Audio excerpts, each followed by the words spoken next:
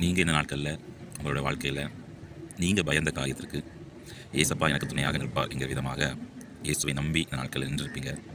இருந்தபோதும் பயந்த காரியங்கள் உங்களுடைய வாழ்க்கையில் நடந்திருக்கலாம். அதன் நிமித்தமாக இயேசுவே என்னை கைவிட்டுட்டாரா, எனக்கு துணையாக இல்லாமல் போய்விட்டாரா என்கிற விதமாக கலங்கி போய் இருப்பீங்கன்னா, கர்த்தருடைய வார்த்தை இந்த நாளில் உங்களை பார்த்து உங்களை பலப்படுத்துகிற வார்த்தை வந்து எசையா 41:14 சொல்லப்பட்டிருக்குது. நீ பயப்படாதே, நான் உனக்கு துணை நிற்கிறேன். கர்த்தர் உங்களை பார்த்து சொல்கிறாரு, நீ எந்த காரியத்துக்கு பயந்து கொண்டிருக்கியோ அந்த காரியத்துக்கு பயப்படாத, நான் உனக்கு துணையாக நிற்கிறேன். மார்த்தாள் மரியா அவங்களுடைய வாழ்க்கையில் அவங்களுடைய சகோதரனுடைய கடைசி நேரத்தில் கர்த்தர் அந்த இடத்துல வந்தால் என்னுடைய சகோதரன் பிழைப்பான் என்கிற விதமாக நம்பிக்கொண்டிருப்பாங்க. ஆனால் கர்த்தர் அந்த நேரத்தில் அந்த இடத்துல வராத பட்சத்தில் அவருடைய சகோதரன் மரித்து போவார். அவன் மரித்த பிற்பாடு இயேசுநாதர் வந்து அந்த இடத்துக்கு கடந்து வருவார்.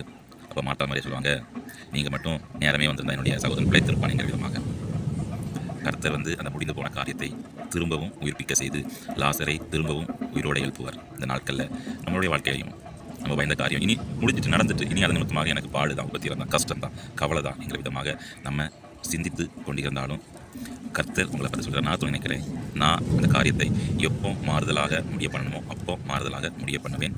யார் உனக்கு துணையாக இல்லாத பட்சத்தில் நான் உனக்கு நினைக்கிறேன். நீ பயப்படாத, கலங்காத, நீ தைரியமாயிரு, நான் உன் கூட இருந்து உனக்கு செய்கிற காரியம் பயங்கரமாக இருக்கும் என்கிற விதமாக கர்த்தர் நாட்கள் உங்களை பார்த்து சொல்கிறாரு.